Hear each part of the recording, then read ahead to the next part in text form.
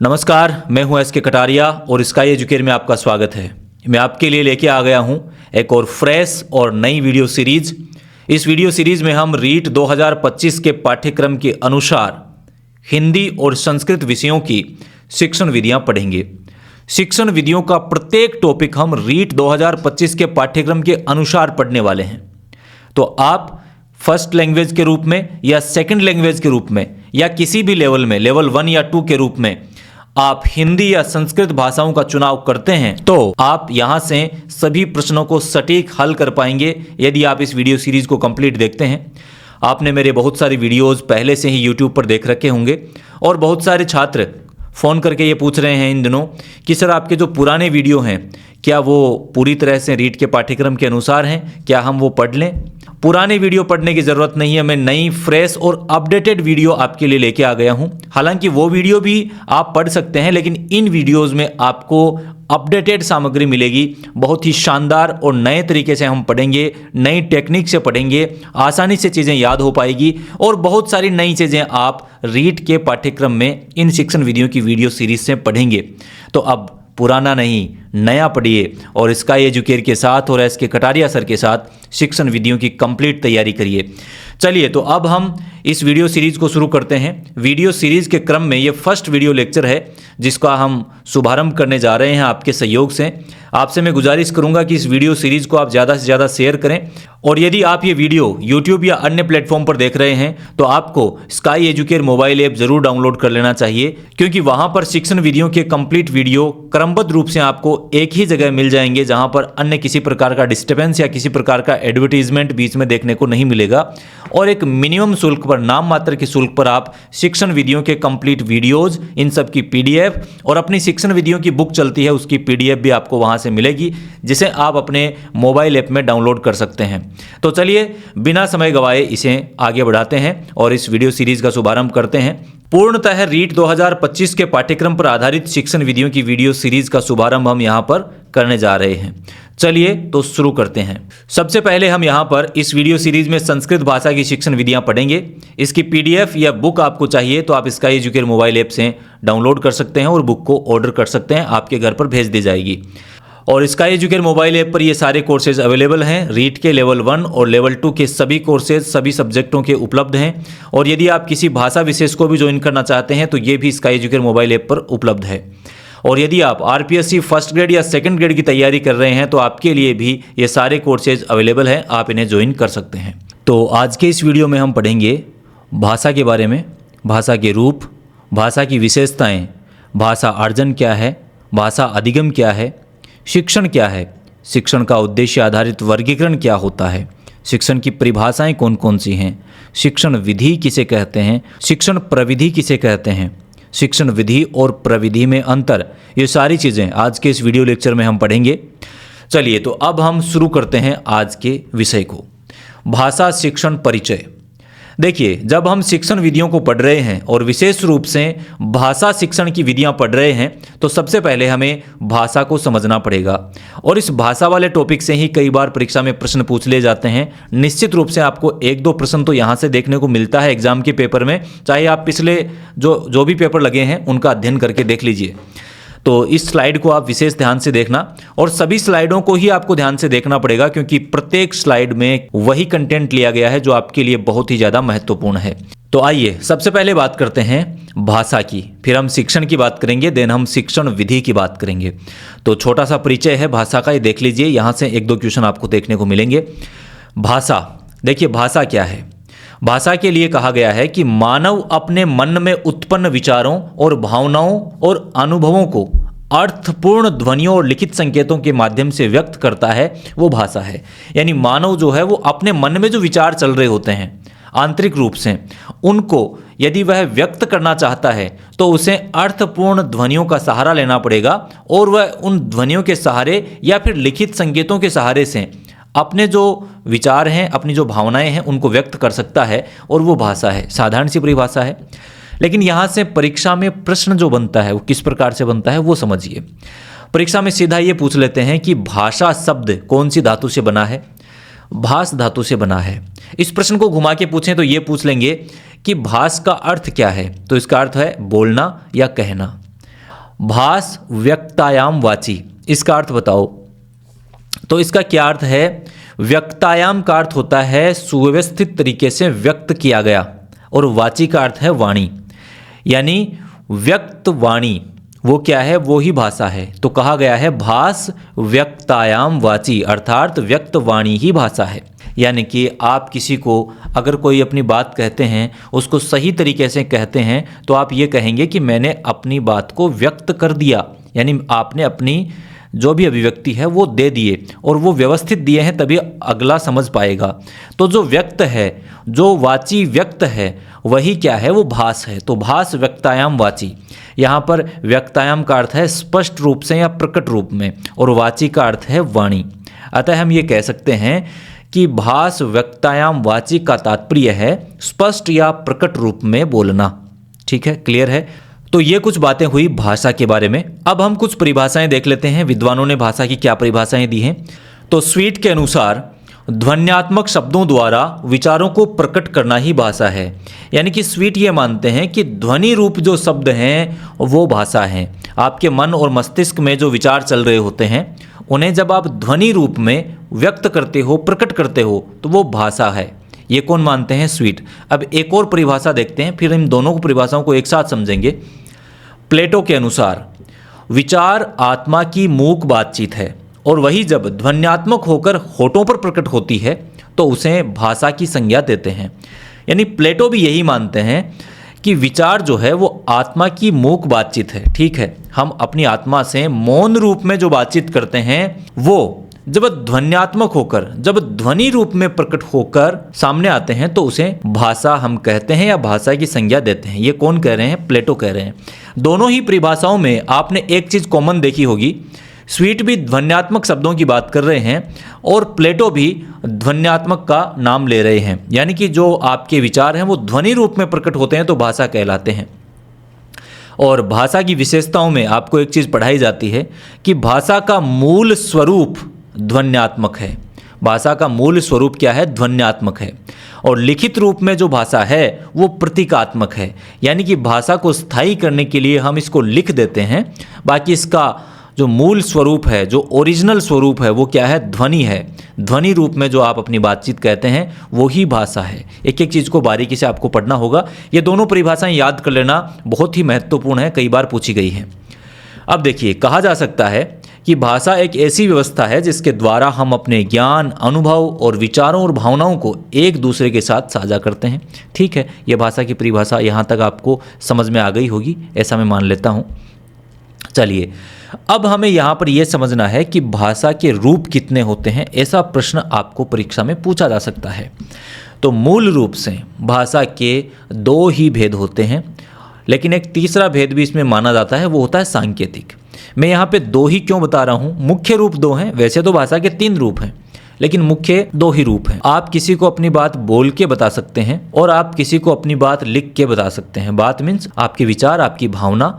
तो मौखिक और लिखित ये 2 ही प्रकार होते हैं, लेकिन आप इसका संकेतों में भी प्रयोग कर सकते हैं। जैसे कोई सामने आपके बैठा है, आपने कोई इशारा किया, वो आपकी बात समझ गया, तो ये भी भाषा का रूप तो मान ही लेते हैं। लेकिन मूल रूप से 2 ही रूप हैं, मौखिक और लिखित। और ये मैं इसलिए कह रहा हूँ क्योंकि भाषा का एक मानक रूप होता है जो संकेतों में नहीं है। भाषा की एक व्याकरण होती है जो भी संकेतों में नहीं हो सकती। इसलिए कहा गया है कि प्रमुख रूप मौखिक व लिखित 2 ही हैं, क्योंकि सांकेतिक भाषा का न तो कोई निश्चित व्याकरण है और न ही मानक रूप। चलिए, अब हम भाषा की विशेषताओं को देखेंगे और इन विशेषताओं की प्रत्येक लाइन परीक्षा की दृष्टि से महत्वपूर्ण है। तो पहली विशेषता, भाषा का मूल स्वरूप ध्वन्यात्मक है एवं लिखित रूप में प्रतीकात्मक। भाषा मूल रूप से ध्वन्यात्मक है, मैं आपको बता चुका हूँ, और जब हम इसको लिख देते हैं तो ये प्रतीकात्मक है। यानी हमने जो लिपि चिन्ह हैं उनमें भाषा को पिरो दिया।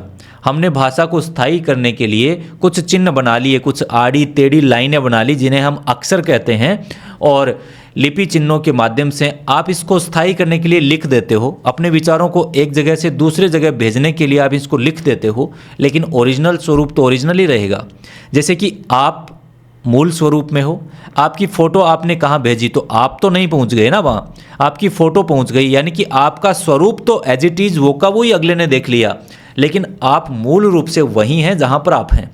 तो भाषा का मूल स्वरूप ध्वन्यात्मक है एवं लिखित रूप में भाषा क्या है, प्रतीकात्मक है। तो आपकी जो फोटो है वो प्रतिकृति है, आपका मॉडल या आपकी फ़ोटो, ठीक है, वो प्रतीकात्मक ही हुई। तो यहाँ पर आपको पहली विशेषता समझ में आ गई होगी। दूसरी विशेषता, भाषा का एक निश्चित और मानक रूप होता है, ठीक है। भाषा का प्रमुख उद्देश्य संवाद होता है। जब आप ये अपने मन से या अपने आप से सवाल करेंगे कि भाषा की ज़रूरत क्या है, तो आपके समझ में आएगा कि भाई बातचीत कैसे करेंगे, संवाद कैसे करेंगे। तो भाषा का प्रमुख उद्देश्य ही संवाद है। अगर संवाद की ज़रूरत न होती तो भाषा ही नहीं होती। अब प्रश्न ये आता है कि ये संवाद हम करते कैसे हैं?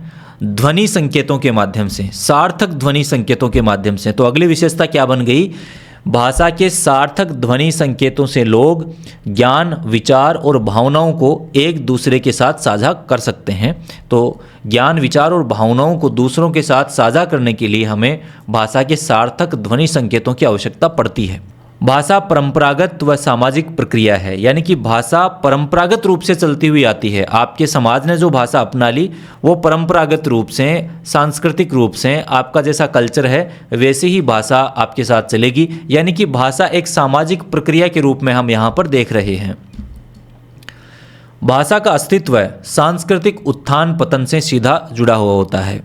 ये मैं इसलिए कह रहा हूँ क्योंकि भाषा किसी समाज या संस्कृति की पहचान होती है। जब समाज सांस्कृतिक रूप से समृद्ध होता है तो उसकी भाषा भी उस समाज के विचारों, ज्ञान और साहित्यिक परंपराओं को व्यक्त करने का माध्यम बन जाती है। इसी तरह जब कोई समाज पतन की ओर जाता है या उसकी संस्कृति कमज़ोर होती है तो उसकी भाषा पर भी इसका असर पड़ता है, जिससे भाषा के शब्दों, उसके प्रयोग की शैली में परिवर्तन आ जाता है। तो भाषा का अस्तित्व सांस्कृतिक उत्थान पतन से सीधा जुड़ा होता है। अगली विशेषता है कि भाषा पैतृक संपत्ति नहीं है, यह अर्जित संपत्ति है। यानी कि आपके पास कोई ज़मीन या आपका घर है और वो आपके पिताजी का है तो वो आपकी पैतृक संपत्ति मानी जाएगी। लेकिन यहाँ पर भाषा कोई पैतृक संपत्ति नहीं है, ये आपको खुद को अर्जित करनी पड़ेगी, आपको खुद को पढ़ना पड़ेगा, मेहनत करनी पड़ेगी और इसका अर्जन आपको करना होगा। तो भाषा पैतृक संपत्ति नहीं है, यह अर्जित संपत्ति है, इसको अर्जित करना पड़ेगा। परीक्षा में सीधा प्रश्न कई बार पूछा गया यहाँ से। भाषा का अर्जन होता कैसे है? अनुकरण के द्वारा। यानी सबसे पहले आपको ये भाषा किसी दूसरे से सुननी ही पड़ेगी। सुनने के बाद में आप उसके जैसा बोलने का प्रयत्न करेंगे और फिर आप धीरे धीरे वो भाषा सुन पाएंगे, बोल पाएंगे, पढ़ पाएंगे, लिख पाएंगे। तो भाषा का अर्जन कैसे होगा? अनुकरण के द्वारा। अगली विशेषता, भाषा व्यावहारिक दक्षता है। इसको आप इस प्रकार से समझिए कि भाषा का प्रयोग केवल सैद्धांतिक ज्ञान नहीं होता, बल्कि वास्तविक उपयोग और प्रभाव व्यक्ति की कार्यकुशलता पर निर्भर करता है। व्यावहारिक दक्षता का मतलब यह है कि व्यक्ति किस प्रकार से अपनी भाषा को प्रभावी ढंग से बोलने, सुनने, पढ़ने और लिखने में सक्षम है, जिससे वह अपने विचारों, भावनाओं और सूचनाओं को स्पष्ट और सही ढंग से दूसरों तक पहुंचा सके। उदाहरण के लिए मैं आपको एक बात बताता हूं। भाषा की व्यावहारिक दक्षता तब दिखाई देती है जब कोई व्यक्ति विभिन्न परिस्थितियों में सही शब्दों का चयन कर पाता है। जैसे किसी ऑफिस में जाता है तो औपचारिक भाषा का प्रयोग करे, दोस्तों के बीच बैठता है तो अनौपचारिक भाषा का प्रयोग करे, या फिर किसी चर्चा में तर्क संगत और स्पष्ट भाषा का प्रयोग करना वो जानता है। इसका तात्पर्य यह है कि केवल भाषा के नियमों को जानना मात्र पर्याप्त नहीं है, बल्कि इसका सही और प्रभावी उपयोग व्यवहारिक दक्षता का संकेत है। तो भाषा क्या है? व्यवहारिक दक्षता है। अगली विशेषता देखिए, भाषा का विकास स्थूल से सूक्ष्म, अप्रौढ़ से प्रौढ़ और अपरिपक्व से परिपक्वता की ओर होता है। देखिए, इसको समझना पड़ेगा। सबसे पहले स्थूल से सूक्ष्म की ओर समझते हैं कि भाषा किस प्रकार से स्थूल होती है और फिर वो सूक्ष्मता को प्राप्त करती है। प्रारंभ में किसी भी भाषा में सरल और सीधे शब्दों का प्रयोग होता है, लेकिन जैसे जैसे समाज और उसकी विचारधाराओं में गहराई आती है, वैसे वैसे भाषा में भी सूक्ष्म और जटिल शब्दावली समाहित होने लगती है। व्याकरणिक संरचनाओं और अभिव्यक्तियों का उसमें विकास होने लगता है। सरल भाषा धीरे धीरे अधिक विस्तृत होने लगती है और विस्तृत अभिव्यक्तियों को अपने अंदर समाहित करने लगती है। तो इस प्रकार से भाषा स्थूल रूप से सूक्ष्म रूप की ओर जाती है। भाषा अधिक गहराई को प्राप्त करती है, अधिक सूक्ष्मता को प्राप्त करती है। दूसरा मैंने यहाँ पर लिखा है अप्रौढ़ से प्रौढ़ एवं अपरिपक्व से परिपक्वता की ओर। इसका अर्थ यह है कि जब कोई भाषा अपने प्रारंभिक चरण में होती है तो अपेक्षाकृत सरल होती है, सीधी होती है। जैसे जैसे भाषा का विकास होता है, लोग इसका उपयोग अधिक गहराई से करने लगते हैं और वैसे वैसे उस भाषा में भी प्रौढ़ता आ जाती है। और जैसे जैसे भाषा का विकास होता है, लोग इसका अधिक गहराई से अध्ययन करने लगते हैं, वैसे वैसे इसमें प्रौढ़ता आती है। भाषा में व्याकरणिक जटिलताएं, साहित्यिक अभिव्यक्तियां और सांस्कृतिक संदर्भ आदि समृद्ध होते जाते हैं और परिपक्वता और गहनता इसमें आती जाती है। तो इस प्रकार से भाषा एक गतिशील प्रक्रिया है जो समय और आवश्यकताओं के हिसाब से धीरे धीरे स्थूल से सूक्ष्म, अप्रौढ़ से प्रौढ़ एवं अपरिपक्व से परिपक्वता की ओर जाती है। अगली विशेषता है भाषा का स्वरूप परिवर्तनशील एवं अनंतिम होता है। कोई निश्चित स्वरूप नहीं होता, धीरे धीरे वह सूक्ष्मता की ओर जाती है, नए नए शब्द इसमें आते हैं और इसमें परिवर्तन होता रहता है। तो भाषा का स्वरूप परिवर्तनशील एवं अनंतिम है। ध्यान रखना, परीक्षा में पूछ सकते हैं। कोई भी दो भाषाएं एक जैसी नहीं हो सकती हैं। किसी भी भाषा को कैसे शुद्ध बोला जाए, पढ़ा जाए एवं लिखा जाए, इसके लिए भाषा के नियम व्याकरण में लिखे होते हैं। ध्वनि भाषा की लघुतम इकाई है, अर्थ के आधार पर शब्द भाषा की लघुतम इकाई है एवं भाषा की पूर्ण इकाई वाक्य है। परीक्षा में प्रश्न आ गया कि भाषा की पूर्ण इकाई क्या है, तो वाक्य है, शब्द मत कर देना। और लघुतम इकाई पूछे तो ध्वनि है, अर्थ के आधार पर शब्द है एवं पूर्ण इकाई वाक्य है। और एक और खास बात, पाणिनि के अनुसार यदि पूछ ले कि भाषा की सबसे छोटी इकाई क्या है, तो पाणिनि के अनुसार भाषा की सबसे छोटी इकाई वाक्य है। ठीक है, ये ध्यान रखना। भाषा के दो आधारभूत कौशल हैं, सुनना और बोलना। इसी पर भाषा टिकी हुई है। एक बार को आपको लिखना या पढ़ना नहीं आए तो काम चल जाएगा, आप उस भाषा को बोल के या सुन के काम चला सकते हैं। लेकिन सुनना और बोलना ये दोनों बुनियादी कौशल हैं, इनके बिना काम चल ही नहीं सकता। अर्थात यूं कहूं तो ज़्यादा उपयुक्त होगा कि सुने और बोले बिना आप पढ़ और लिख पाओगे ही नहीं। आपने किसी वस्तु का नाम सुना ही नहीं, आपके मस्तिष्क में उस वस्तु का नाम ही नहीं है कि उसको क्या बोलते हैं, तो क्या लिखोगे आप उसे? नहीं लिख पाओगे। और क्या बोलोगे? बोल ही नहीं पाओगे। तो किसी भी भाषा के दो आधारभूत और बुनियादी कौशल हैं, सुनना और बोलना। अगर आपको सुनना और बोलना आने लग गया, उसके बाद में आपको चाहे पढ़ना और लिखना नहीं आए तो भी आप काम चला लोगे। आप उस भाषा को भली भांति बोल पाओगे, सुन पाओगे। और भाषा के चार अनिवार्य कौशल हैं, सुनना, बोलना, पढ़ना और लिखना। आज के समय यदि आपको किसी भी भाषा में दक्षता प्राप्त करनी है, पूर्णतः उस भाषा पर आपको अपनी कमांड रखनी है, आप उसमें निपुणता प्राप्त करना चाहते हैं, तो आपको सुनना, बोलना, पढ़ना एवं लिखना भली भांति आना चाहिए। अब यहाँ पर आप सोच रहे होंगे सर कौन सी बड़ी बात है, सुनना, बोलना, पढ़ना, लिखना तो सबको आता है।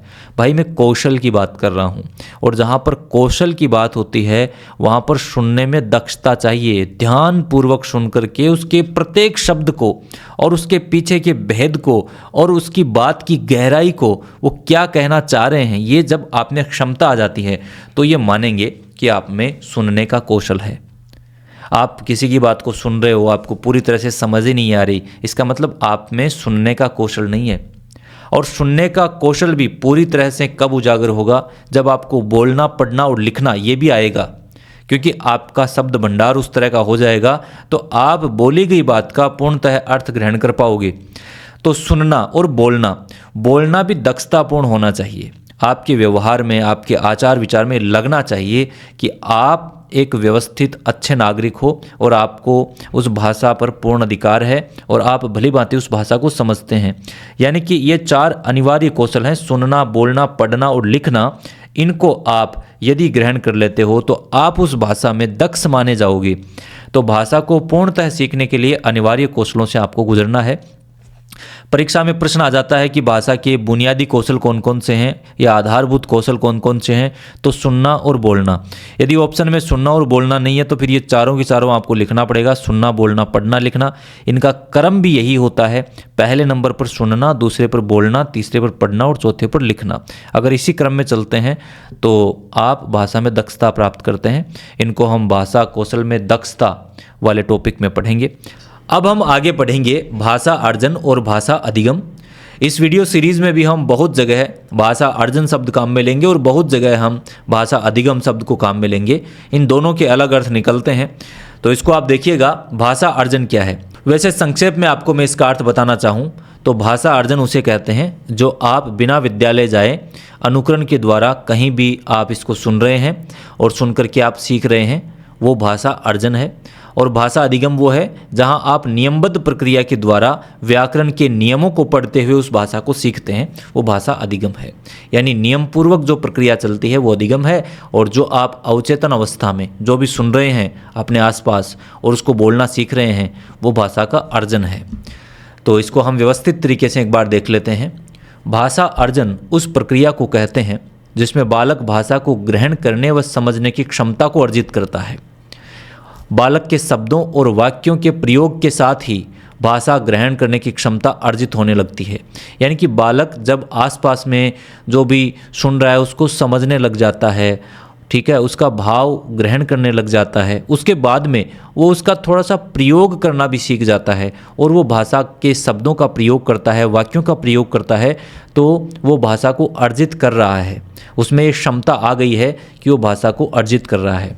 साधारण रूप से सभी बच्चों में भाषा अर्जन की स्वाभाविक क्षमता होती है और यह एक अवचेतन और स्वाभाविक प्रक्रिया है, सभी बच्चों में होती है।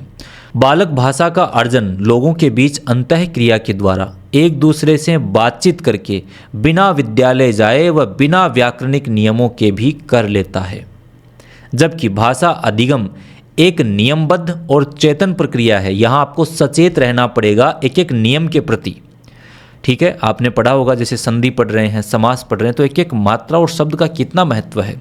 तो यदि आप भाषा अधिगम कर रहे हैं तो आपको पूरी तरह से सचेत रहना पड़ेगा, ठीक है। भाषा अर्जन आप कैसे भी कर सकते हैं, आप सो रहे हैं, लेट रहे हैं, टीवी देख रहे हैं, कैसे भी कर सकते हैं, लेकिन भाषा अधिगम एक सचेत व नियमबद्ध प्रक्रिया है। भाषा का ज्ञान प्रदान करने के लिए भाषा के व्याकरणिक नियम आपको यहाँ पर सिखाए जाएंगे। भाषा सिखाते समय बालक की अर्जित भाषा है, जो अर्जित भाषा है, जो अर्जन करता है समाज में, उसका सहारा लिया जाता है, उसके बिना ये नहीं हो सकती। इसमें भाषा के नियम बालक को याद करवाए जाते हैं। भाषा अधिगम प्रक्रिया में छात्र औपचारिक रूप से विद्यालय जा सकता है या किसी शिक्षण संस्थान में जहाँ पर भाषा सिखाई जा रही हो वहाँ भी जा सकता है और भाषा के व्याकरणिक नियमों को सीख सकता है। तो इस प्रकार से भाषा अधिगम और भाषा अर्जन आपने यहाँ पर समझा। अब हम बात करते हैं शिक्षण की। शिक्षण क्या है?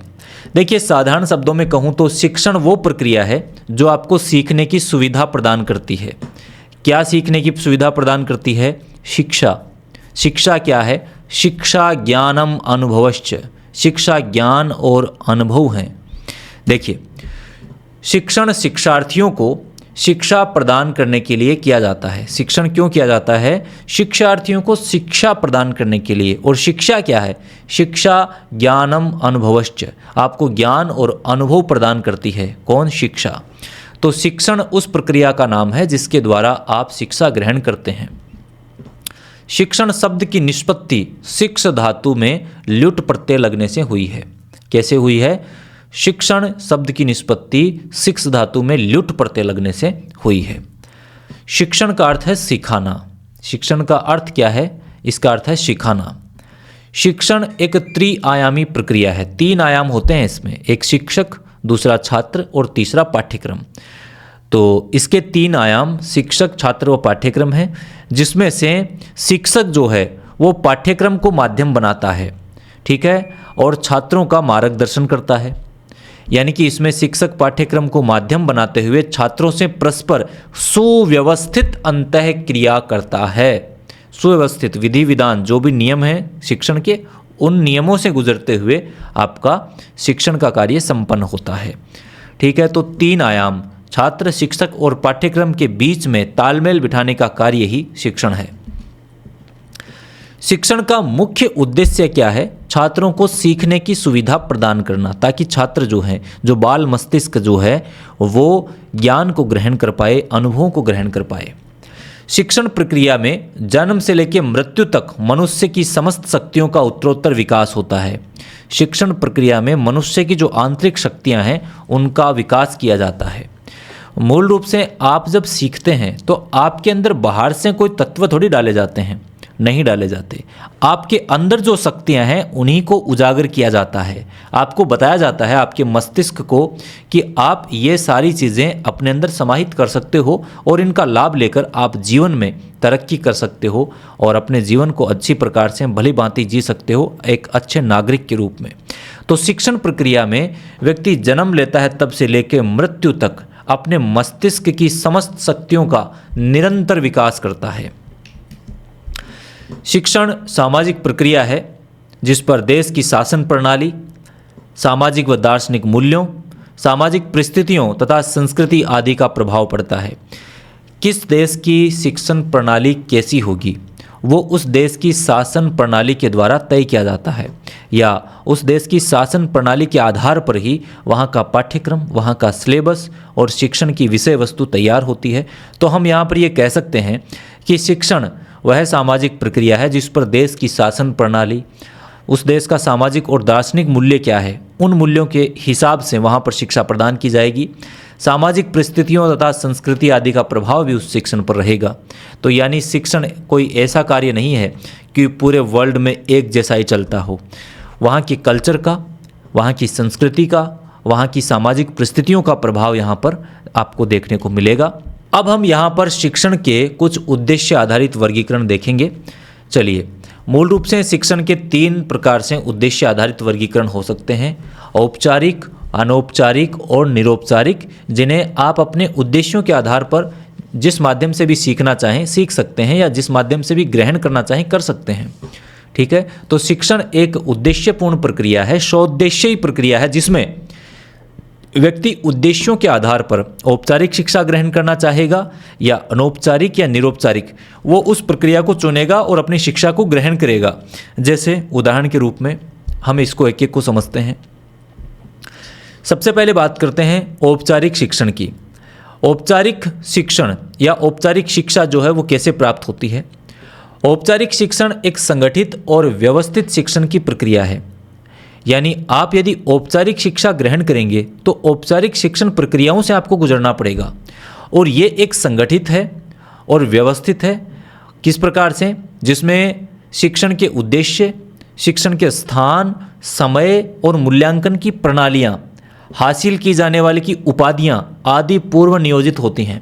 यानी कि आप औपचारिक शिक्षण प्रक्रिया से गुजरना चाहते हैं तो आपको कौन से विद्यालय में पढ़ना है, कौन से कॉलेज में पढ़ना है, उसके लिए आपको पहले ये तय करना पड़ेगा। मूल रूप से उद्देश्य पहले तय होगा, उसके बाद में उस उद्देश्य के अनुरूप आप शिक्षण संस्था का चुनाव करेंगे, फिर उस स्थान का चुनाव करेंगे जहाँ से आपको ये शिक्षण प्राप्त करना है, समय का चुनाव करेंगे कि आपको कब ये शिक्षण प्राप्त करना है, और मूल्यांकन की प्रणालियाँ कि इन प्रणालियों के द्वारा इसका मूल्यांकन होगा कि उसने क्या हासिल किया, और उसके बाद में जो डिग्री आपको मिलेगी ये पहले से ही तय है कि ये वाली पढ़ाई आप कर रहे हैं तो इसकी ये उपाधि या ये डिग्री आपको मिलेगी। ये सब औपचारिक शिक्षण में होता है और पूर्व नियोजित होती हैं ये सारी चीज़ें। इसमें उद्देश्य पूर्व नियोजित है, स्थान पूर्व नियोजित है, समय, मूल्यांकन की विधियाँ, हासिल की जाने वाली उपाधि, ये सब कुछ। उदाहरण के लिए विद्यालयों, महाविद्यालयों और विश्वविद्यालयों द्वारा होने वाला शिक्षण इसका उदाहरण है। और ये जो प्रक्रिया है शिक्षण की, जो व्यापक रूप से देश में चलाई जाती है, ये संकुचित प्रक्रिया है, संकीर्ण है, छोटी प्रक्रिया है शिक्षण की। यानी कि शिक्षा एक ऐसी चीज़ है जो केवल औपचारिक शिक्षण से ही आप प्राप्त नहीं कर सकते। इसके लिए आपको विभिन्न प्रकार के अनौपचारिक या निरौपचारिक प्रक्रियाओं से गुजरना पड़ेगा। तो फिर सर विस्तृत प्रक्रिया क्या है? वो है आपकी अनौपचारिक शिक्षण। देखिए, अनौपचारिक शिक्षण क्या है, ये कहाँ से प्राप्त होता है, इसको समझते हैं। यह शिक्षा जीवन के प्रत्येक अनुभव से प्राप्त होती है। आप जहाँ भी हैं, जो भी देख रहे हैं, सुन रहे हैं, कहीं भी जा रहे हैं, आ रहे हैं, ये सब कुछ अनौपचारिक है। इसमें कुछ भी पहले से तय नहीं है और जीवन के प्रत्येक अनुभव से आप कुछ न कुछ तो अवश्य ही सीख रहे हैं। तो अनौपचारिक शिक्षण में शिक्षण का स्थान, समय, मूल्यांकन की प्रणालियाँ, हासिल की जाने वाली उपाधियाँ आदि की बाध्यताओं से ये मुक्त होता है। परिवार, समाज, मित्र मंडली, खेल, धर्म, प्रकृति या अन्य चुनौतियों से व्यक्ति सीखता है। यह शिक्षण की अनौपचारिक प्रक्रिया है और यही शिक्षण का व्यापक रूप है। देखिए, निरौपचारिक में इन दोनों का मिश्रण होगा। अनौपचारिक तथा औपचारिक दोनों का मिश्रित रूप निरौपचारिक शिक्षण में देखने को मिलता है। इसमें शिक्षण हेतु स्थान, समय, मूल्यांकन की प्रणालियाँ, हासिल की जाने वाली उपाधियाँ आदि के संबंध में कुछ बाध्यताएं होती हैं और कुछ मुक्तियां होती हैं। यानी कुछ नियम भी होंगे और कुछ आपको खुला भी छोड़ा जाएगा, स्वतंत्रता भी दी जाएगी। इसमें शिक्षण की ज़रूरतों को ध्यान में रखा जाता है कि जैसे कोई व्यक्ति है वो विद्यालय में नहीं जा सकता, लेकिन फिर भी उसे सीखना है और विद्यालय वाली शिक्षा ही ग्रहण करनी है, तो यहाँ पर उसकी ज़रूरत के हिसाब से एक पाठ्यचर्या तय की जाएगी जो वो घर पे ही प्राप्त कर सकता है या ऑनलाइन प्राप्त कर सकता है। तो निरौपचारिक शिक्षण में इस तरह की चीज़ें होती हैं, जैसे कि प्रौढ़ शिक्षा, सतत शिक्षा, खुली शिक्षा, दूरस्थ शिक्षा आदि निरौपचारिक शिक्षण के उदाहरण हैं। अब यहाँ पर जब औपचारिक, अनौपचारिक और निरौपचारिक की बात हो रही है तो प्रौढ़ शिक्षा का भी नाम मैंने लिया, तो आपको स्मरण रहे इसके लिए बता देता हूँ। भारत सरकार ने प्रौढ़ शिक्षा का नाम बदलकर सभी के लिए शिक्षा कर दिया है, तो ये ध्यान रखना है। जो न्यू इंडिया साक्षरता कार्यक्रम के तहत एक कार्यक्रम चलाया जा रहा है, यह कार्यक्रम वर्ष 2022 से 27 के लिए है। इस कार्यक्रम के तहत अगले 5 सालों में प्रौढ़ शिक्षा के क्षेत्र में, या फिर यूं कहें सभी के लिए शिक्षा के क्षेत्र में नए आयाम हासिल किए जाएंगे। तो यहाँ पर हमने मूल रूप से सबसे पहले ये समझा कि भाषा क्या है, भाषा के रूप कौन कौन से हैं, भाषा की परिभाषाएं क्या हैं, भाषा की विशेषताएं क्या हैं, भाषा अधिगम और भाषा अर्जन किसे कहते हैं, और शिक्षण के उद्देश्य आधारित वर्गीकरण जिसमें हमने औपचारिक, अनौपचारिक और निरौपचारिक को समझा। और अब हम समझेंगे शिक्षण की परिभाषाओं को। देखिएगा, शिक्षण की परिभाषाएं। मॉरिसन के अनुसार शिक्षण वह प्रक्रिया है जिसमें अधिक विकसित व्यक्तित्व कम विकसित व्यक्तित्व के संपर्क में आता है, वह कम विकसित व्यक्तित्व अग्रिम शिक्षा के लिए विकसित व्यक्तित्व की व्यवस्था करता है। यानी कि मॉरिसन ये मानते हैं कि शिक्षण एक ऐसी प्रक्रिया है जिसमें ज़्यादा विकसित व्यक्तित्व कम विकसित व्यक्तित्व के संपर्क में आता है और उस कम विकसित व्यक्तित्व के लिए अधिक विकसित बनने के लिए व्यवस्थाएं करता है, ये मॉरिसन मानते हैं। स्किनर के अनुसार शिक्षण पुनर्बलन की आकस्मिकताओं का क्रम है। पुनर्बलन उसे कहते हैं, यदि कोई छात्र किसी प्रश्न का जवाब दे रहा है या मान लीजिए कोई भी चीज़ आप पढ़ा रहे हैं वो उसको अच्छे से समझ पा रहा है तो शिक्षक उसको शाबाशी देंगे, या फिर छात्र अगर गलत उत्तर दे रहा है तो उसमें सुधार हम बताएंगे। तो शिक्षक जो बातें उसको बता रहा है, सुधारात्मक या सराहना या कुछ भी बालक की को प्रतिक्रिया दे रहा है, वो पुनर्बलन है, वो फीडबैक है। तो शिक्षण प्रक्रिया के दौरान पुनर्बलन की आकस्मिकताओं का क्रम कि बच्चे को आपने शाबाशी दी या उसमें सुधार बताया, ये क्रम जो चलता है, ये इसी क्रम को वो शिक्षण कहते हैं। ठीक है। अगली परिभाषा बर्टन के अनुसार है। उनका मानना है कि शिक्षण सीखने के लिए दी जाने वाली प्रेरणा, निर्देशन एवं प्रोत्साहन है। ठीक है। यानी साधारण शब्दों में उन्होंने लिखा है कि शिक्षण प्रक्रिया जो है वो सीखने के लिए हम जो प्रेरणा देते हैं, हम जो निर्देशन देते हैं या जो प्रोत्साहन देते हैं, वही क्या है, वो शिक्षण है। अगली परिभाषा रायबर्न के अनुसार है। शिक्षण के 3 बिंदुओं बताते हैं, शिक्षक, शिक्षार्थी एवं पाठ्यवस्तु। इन तीनों के बीच संबंध स्थापित करना ही शिक्षण है और यह संबंध छात्रों की शक्तियों के विकास में सहायता प्रदान करता है। यह संबंध छात्र की शक्तियों के विकास में सहायता प्रदान करता है, ऐसा कौन मानते हैं? रायबर्न मानते हैं। अगली परिभाषा स्मिथ के अनुसार है। वो मानते हैं कि शिक्षण अधिगम को उत्प्रेरित करने वाली एक पद्धति है। तो इस प्रकार से हमने यहाँ पर शिक्षण की परिभाषाएं देखी और अब बात करते हैं शिक्षण विधि की। शिक्षण क्या है ये तो आपने भली भांति समझ ही लिया। अब शिक्षण विधि को भी समझ लीजिएगा। तो देखिए, शिक्षण विधियां वे तरीके हैं जिनके माध्यम से शिक्षक शिक्षार्थियों को ज्ञान प्रदान करता है। शिक्षण विधियों के माध्यम से शिक्षक विषय वस्तु को सरल बनाकर शिक्षार्थियों के ज्ञानार्जन में सहयोग करते हैं। वह शिक्षार्थियों के व्यवहार में परिवर्तन लाते हैं। अभी मैंने आपको शिक्षण की परिभाषा बताते समय ये बताया कि शिक्षण एक त्रिआयामी प्रक्रिया है जिसमें शिक्षक, शिक्षार्थी और पाठ्यक्रम 3 चीज़ें होती हैं। तो शिक्षण विधियों में जो पाठ्यक्रम है, जो विषय वस्तु है, उसको सरल बनाकर विद्यार्थियों का ज्ञानार्जन किया जाता है। यानी कि शिक्षण विधि शिक्षण में काम आने वाली प्रक्रिया है। ठीक है, चलिए।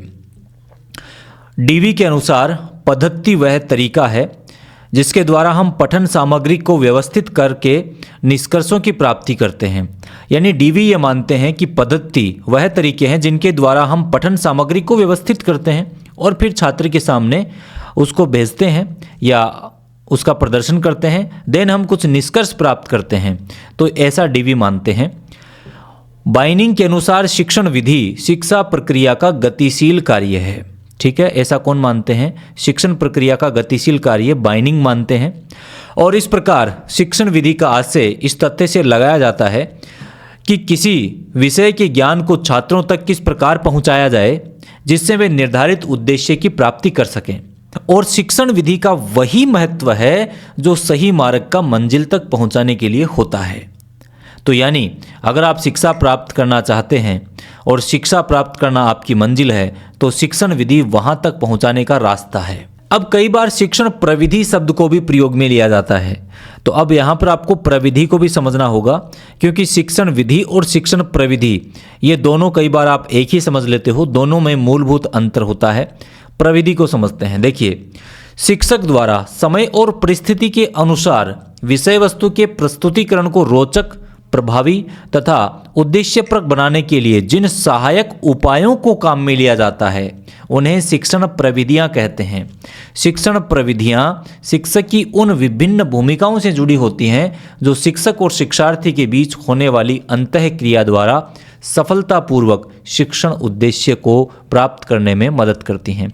आइए इसको एक एग्जाम्पल के द्वारा समझते हैं।